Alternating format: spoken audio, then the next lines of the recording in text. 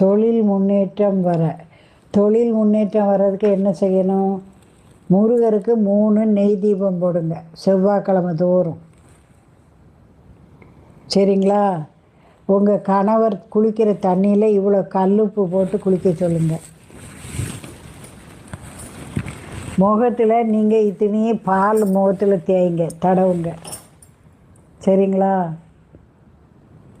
உங்கள் பீரோ லாக்கரில் இவ்வளோ கல்லுப்பை வெள்ளை துணியில் மூட்டை போல் கட்டி போட்டு வைங்க.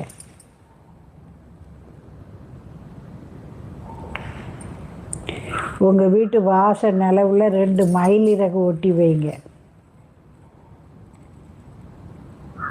உங்கள் கல்லாப்பெட்டியில் ஒரு லெமன் போட்டு வைங்க. லெமன் அல்லது பச்சை கற்பூரம்